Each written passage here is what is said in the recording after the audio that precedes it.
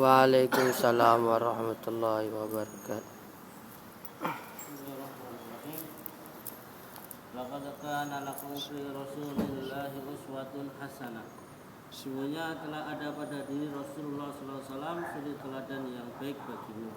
Al-Quran Al-Ahzab 21. Rasulullah SAW merupakan teladan yang terbaik bagi orang yang takut kepada Allah SWT, mencintai akhirat dan banyak berzikir kepada Allah SWT. Maka mereka ditanya apakah mereka mengikuti Rasulullah SAW atau Fir'aun. Akhirnya ia pun dilepaskan. Di sini ada satu perkara yang patut diperhatikan, bahwa memiliki banyak harta benda memang tidak diharamkan. Akan tetapi bila hal itu diwaspadai, maka kecintaan terhadap benda-benda tersebut akan masuk ke dalam hati, sehingga akan terasa sulit untuk ditinggalkan. Untuk memilikinya tentu diperlukan berbagai sarana penunjang, sehingga yang selalu dipikirkannya adalah meningkatkan pendapatannya. Orang yang sibuk memikirkan untuk meningkatkan jumlah uang yang dimilikinya tentu akan meringankan agama. Kadang-kadang ia akan terjerumus dalam perbuatan dosa.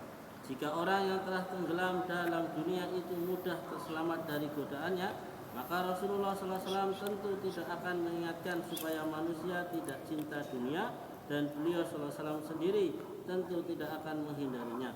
Tetapi Rasulullah SAW sendiri melepas pakaiannya mewahnya. Yahya bin Yazid Naufil rahmatullah alaih menulis surat kepada Imam Malik rahmatullah alaih. Dalam surat tersebut, setelah memuji Allah Subhanahu wa taala dan bersolawat kepada Rasulullah SAW, ia menulis, telah sampai kabar kepada saya bahwa engkau mengenakan pakaian dari bahan yang sangat tipis dan halus, dan memakan roti yang lembut, dan tidur di atas kasur empuk. Engkau juga telah memperkerjakan seorang penjaga pintu gerbang, padahal engkau tergolong seorang ulama besar. Dari tempat yang jauh, orang-orang datang kepada engkau untuk belajar ilmu. Engkau adalah seorang imam dan teladan bagi orang-orang yang mengikutimu. Engkau harus berhati-hati. Saya tulis surat ini dengan ikhlas semata-mata karena Allah Subhanahu wa taala. Selain Allah Subhanahu wa taala tidak ada yang mengetahui surat ini. Wassalam. Imam Malik rahmatullah menjawab, suratmu telah saya terima, surat yang berisi nasihat sebagai tanda kasih sayangmu dan peringatanmu darimu. Semoga Allah Subhanahu wa taala memberi manfaat takwa dan memberimu balasan yang baik karena nasihatmu itu. Dan semoga Allah Subhanahu wa taala memberi taufik kepada saya untuk mengamalkannya. Melakukan kebaikan dan menjauhi kemaksiatan hanya bisa dilakukan dengan taufik Allah Subhanahu wa taala.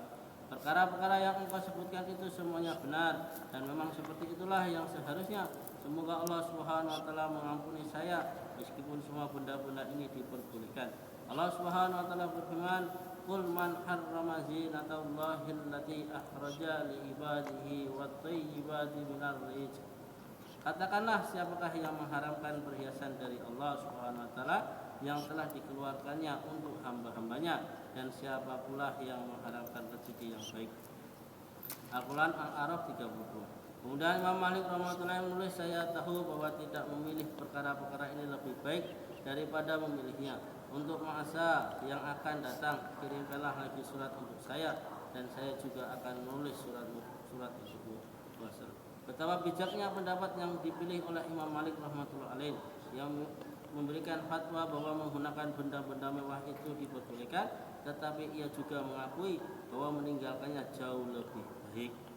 Tanda kelima ulama akhirat adalah selalu jauh dari para penguasa. Jika tidak ada keperluan, sekali-kali tidak berkunjung kepada mereka. Jika mereka sendiri yang datang, ulama tersebut bertemu dengan para penguasa sebelumnya saja. Karena berlama-lama berkumpul dengan mereka, tentu banyak kepura-puraan untuk menyenangkan mereka. Banyak para penguasa yang melakukan perbuatan aniaya dan yang tidak dibolehkan oleh agama. Maka sangat penting untuk mengingkari perbuatan mereka. Juga perlu mengingatkan mereka jika mereka berbuat zalim dengan terang-terangan. Bersikap diam terhadap kezaliman mereka merupakan pengkhianatan dalam agama. Dan bila memuji mereka untuk menyenangkan mereka, maka hal ini merupakan kebohongan yang nyata. Tidaklah dibolehkan menginginkan dunia dari mereka. Pendek kata, berhubungan dengan mereka merupakan sumber berbagai kerusakan. Rasulullah SAW bersabda, orang yang tinggal di dalam hutan wataknya akan keras, dan orang yang selalu berburu akan lalai dari segala sesuatu. Barang siapa yang bolak-balik kepada penguasa akan terjerumus ke dalam fitnah. Huzaifah radhiyallahu berkata, jauhkanlah dirimu agar tidak berdiri di tempat-tempat fitnah. Seseorang bertanya, di manakah tempat fitnah itu? Ia menjawab, pintu-pintu para penguasa.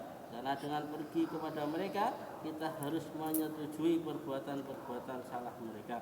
Dan di dalam memuji mereka, kita harus mengatakan sesuatu yang tidak ada dalam diri mereka.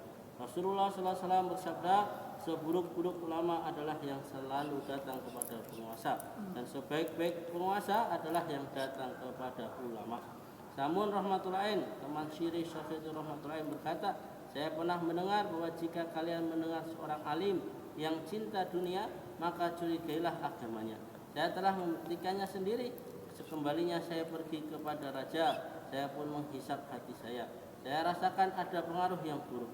Padahal kalian mengetahui bahwa di sana saya bicara tegas. Saya menentang dengan keras perkataan-perkataan mereka, dan saya tidak mengambil manfaat sedikit pun di sana. Bahkan saya tidak minum air di sana. Ulama-ulama kita lebih buruk daripada ulama Bani Israel. Ulama yang pergi kepada penguasa akan menunaikan keinginan mereka dan selalu berpikir untuk menyenangkan mereka. Alhamdulillah, apa yang kita dengar, kita kesankan dalam hati, kita niatkan untuk amalkan, dan kita sampaikan ke saudara-saudara kita yang Insyaallah. dalam majelis ini kita tutup membaca Subhanallah. Assalamualaikum warahmatullahi wabarakatuh.